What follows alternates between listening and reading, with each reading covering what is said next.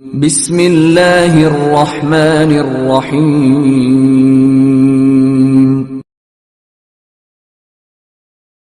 السلام علیکم ورحمۃ اللہ وبرکاتہ۔ الحمدللہ رب العالمین والصلاة والسلام علی سید الانبیاء والمرسلین، اما بعد فاعوذ باللہ من الشیطان الرجیم، بسم اللہ الرحمن الرحیم۔ ان اللہ وملائکتہ یصلون علی النبی یا ایہا الذین آمنوا صلوا علیہ وسلموا تسلیما۔ درود پاک پڑھیں۔ اللہم صلی علی سیدنا مولانا محمد وآلہ وسلم۔ صلاۃ و سلام علیک یا رسول اللہ، صلاۃ و سلام علیک یا نبی اللہ، صلاۃ و سلام علیک یا حبیب اللہ۔ محترم ناظرین، شاعر اسلام کہتے ہیں، محترم ناظرین کسی شاعر نے کیا ہی پیاری بات کہی ہے، محترم ناظرین کسی شاعر نے کیا ہی پیاری بات کہی ہے، جو حبیب رب قدیر ہے اسی رہنما کی تلاش ہے، جو حبیب رب قدیر ہے اسی رہنما کی تلاش ہے، میری آرزو کو ہر گھڑی در مصطفیٰ کی تلاش ہے، اور نہیں اس سے بڑھ کر کوئی دوا ہے یہی تو نسخے کیمیا، نہیں اس سے بڑھ کر کوئی دوا ہے یہی تو نسخے کیمیا، وہ درود ورد زباں رکھے، وہ درود ورد زباں رکھے جسے بھی شفا کی تلاش ہے، وہ درود ورد زباں رکھے جسے بھی شفا کی تلاش ہے، ہر مرض کی دوا ہے صلی علی محمد، تعویذ ہر بلا ہے صلی علی محمد، ہر مرض کی دوا ہے صلی علی محمد، تعویذ ہر بلا ہے صلی علی محمد۔ محترم ناظرین، پتہ چلا درود پاک کے اندر شفا بھی ہے اور ہر مرض کی یہ دوا بھی ہے۔ محترم ناظرین، بڑی سے بڑی پریشانی، بڑی سے بڑی مصیبت کا حل درود پاک میں ہے۔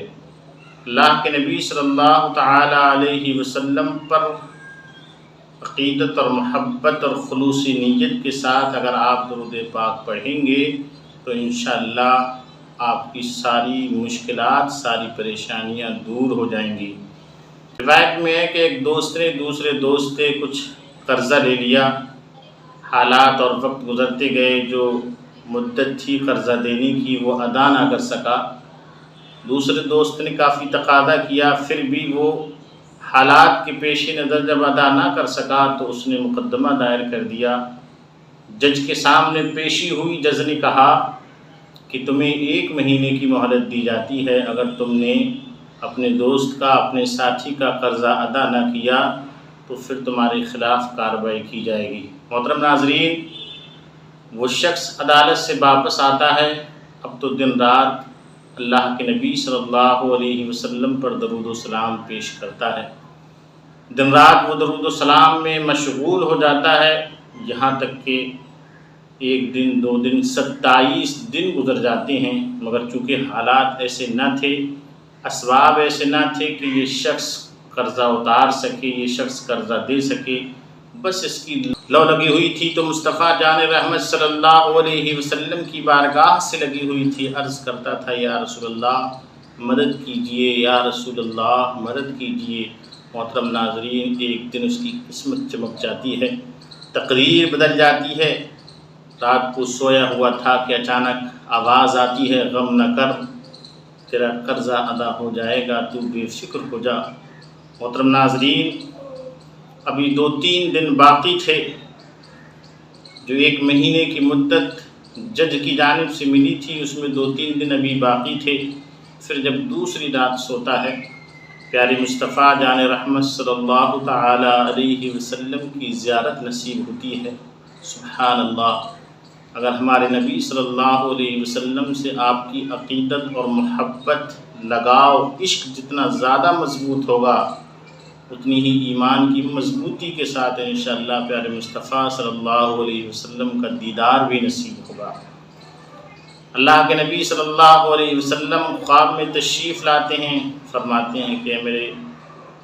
محب، اے میرے غلام، فکر نہ کر، اور صبح سویرے اٹھ کر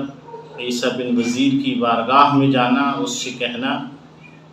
کہ مصطفیٰ کریم صلی اللہ علیہ وسلم نے فرمایا ہے کہ تو میرا قرض ادا کرے۔ محترم ناظرین، جب صبح ہوتی ہے تو یہ بڑا خوش و خرم ہوتا ہے کہ آقا کونین صلی اللہ علیہ وسلم کا دیدار بھی نصیب ہوا اور قرضہ ادا ہونے کا سامان بھی مہیا ہو گیا۔ مگر محترم ناظرین، یکایک سوچتا ہے کہ اگر میں عیسیٰ بن وزیر کے پاس گیا اور میں نے اپنا سارا معاجرہ بیان کیا اور اس نے مجھ سے کہا کہ میں کیسے مان لوں کہ تمہیں مصطفیٰ کریم صلی اللہ علیہ وسلم نے بھیجا ہے، تو میں کیا جواب دوں گا؟ الغرض محترم ناظرین، اسی سوچ و فکر میں صبح سے شام ہو گئی اور پھر یہ اپنے بستر پر آ کر آرام کرنے لگا۔ قسمت پہ وارد آئیے کہ پھر مصطفیٰ کریم صلی اللہ علیہ وسلم کی خواب میں زیارت ہوتی ہے۔ عرض کرتا ہے، یا رسول اللہ صلی اللہ علیہ وسلم، میں جانے کو تو چلا جاتا، مگر یکایک میرے ذہن میں یہ خیال آیا کہ کہیں اگر عیسیٰ بن وزیر نے مجھ سے پوچھا کہ تمہارے پاس کوئی پروف ہے، کوئی دلیل ہے، کوئی سند ہے کہ تمہیں مصطفیٰ کریم صلی اللہ علیہ وسلم نے بھیجا ہے، تو میں کیا عرض کروں گا؟ محترم ناظرین، آقا کریم صلی اللہ علیہ وسلم نے مسکرا کر ارشاد فرمایا، اے میرے غلام، تجھے سند چاہیے، دلیل چاہیے، تو جا کر عیسیٰ بن وزیر سے کہنا کہ اے عیسیٰ بن وزیر، تمہارا ایک راز ہے جو صرف تم جانتے ہو اور تمہارا رب جانتا ہے، اور وہ یہ کہ مصطفیٰ کریم صلی اللہ علیہ وسلم پر تم صبح فجر کی بعد 5000 بار درود پاک پڑھا کرتے ہو۔ محترم ناظرین، یہ عاشق مصطفیٰ، صبح ہوتے ہی یہ شخص عیسیٰ بن وزیر کے دربار میں پہنچتا ہے۔ سپاہی دروازہ کھولتا ہے، پوچھتا ہے کیسے آنا ہوا؟ کہا کہ عیسیٰ بن وزیر سے ملاقات کی غرض سے آیا ہوں اور ان کے نام ایک پیغام ہے۔ اندر سے آواز آئی کہ پوچھو تو صحیح، پیغام کس کا ہے؟ سپاہی نے کہا کہ پیغام کس کا ہے؟ تو اس شخص نے کہا کہ مصطفیٰ کریم صلی اللہ علیہ وسلم کا ایک پیغام ہے۔ دروازہ کھول دیا گیا۔ عیسیٰ بن وزیر تنہائی میں ملاقات کرتے ہیں، کہتے ہیں کہ بتاؤ کیا پیغام ہے؟ یہ شخص کہنے لگا کہ نبی کونین صلی اللہ علیہ وسلم نے مجھے تمہارے پاس بھیجا ہے اور تمہیں یہ حکم دیا ہے کہ تم میرا قرضہ اتارو، جو کہ 3000 دینار ہے۔ محترم ناظرین، عیسیٰ بن وزیر نے بے ساختہ کہا کہ میں کیسے مان لوں، میں یہ کیسے تسلیم کر دوں کہ تمہیں مصطفیٰ کریم صلی اللہ علیہ وسلم نے بھیجا ہے، تمہارے پاس کوئی دلیل ہے، کوئی پروف ہے، کوئی سند ہے؟ تو یہ شخص عرض کرتا ہے کہ ہاں بے شک میرے پاس دلیل ہے، میرے پاس سند ہے، اور وہ یہ ہے کہ تم ہر روز آقا کریم صلی اللہ علیہ وسلم کی بارگاہ میں نماز فجر کے بعد 5000 مرتبہ درود پاک پڑھتے ہو۔ تم اس وقت تک کسی سے کلام نہیں کرتے جب تک کہ 5000 مرتبہ درود پاک پڑھ نہ لو، اور یہ ایک راز ہے جسے تم جانتے ہو اور تمہارا رب جانتا ہے۔ عیسیٰ بن وزیر نے جیسے ہی اتنا سنا، فوراً ہی کہا کہ تم یہیں بیٹھو، میں ابھی آتا ہوں۔ عیسیٰ بن وزیر اٹھ کر کے 9000 دینار لے کر کے آتا ہے اور کہتا ہے کہ یہ 3000 دینار سے تم اپنا قرض ادا کرنا، اور 3000 دینار یہ میری طرف سے تمہارے لیے ہیں، اور 3000 دینار سے تم اپنے بیوی بچوں کا خیال رکھنا۔ محترم ناظرین، عیسیٰ بن وزیر نے کہا مجھ سے ایک وعدہ کرو کہ جب بھی تمہیں کوئی ضرورت درپیش ہوگی تو مجھے ضرور یاد کرو گے، میں تمہارا بھائی ہوں۔ محترم ناظرین، صبح عدالت میں پیشی تھی، جج کے سامنے یہ شخص 3000 دینار لے کر کے پہنچ جاتا ہے اور کہا کہ آپ یہ 3000 دینار میرے دوست کو ادا کیجیے اور مجھے قرضے سے بری کیجیے۔ محترم ناظرین، جج تو جج ہوتا ہے، کہنے لگا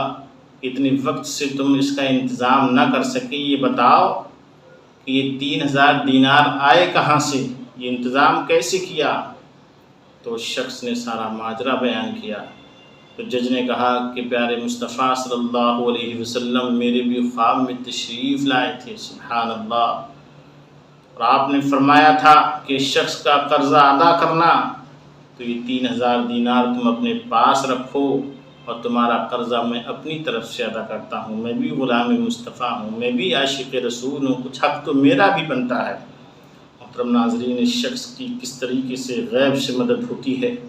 عشق مصطفیٰ صلی اللہ علیہ وسلم دنیا میں بھی کام آتا ہے اور آخرت میں بھی کام آتا ہے۔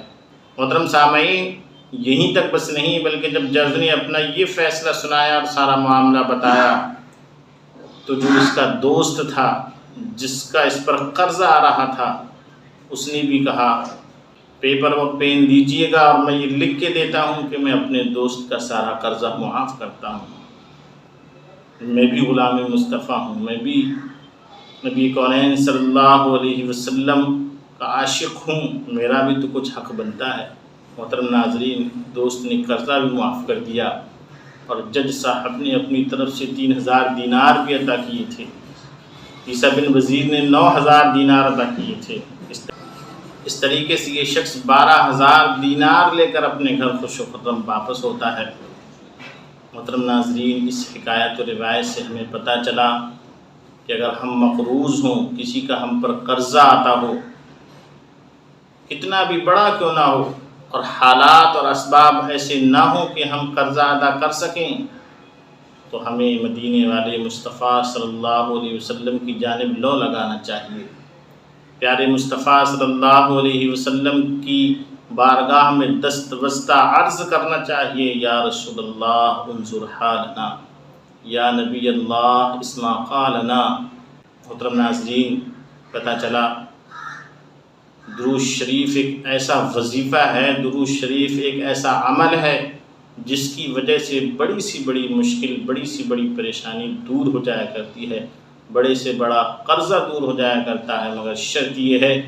کہ درود شریف کو صدق دل، صاف اور پاک نیت کے ساتھ، خلوص و للہیت کے ساتھ عشق مصطفیٰ صلی اللہ علیہ وسلم میں ڈوب کر کے پڑھیں گے تو انشاءاللہ تعالیٰ اس کا بینیفٹ، اس کا فائدہ ہمیں ضرور پہنچے گا۔ اللہ کی بارگاہ میں دعا رب کریم ہم تمام کو نیک عمل کی توفیق عطا فرمائیں۔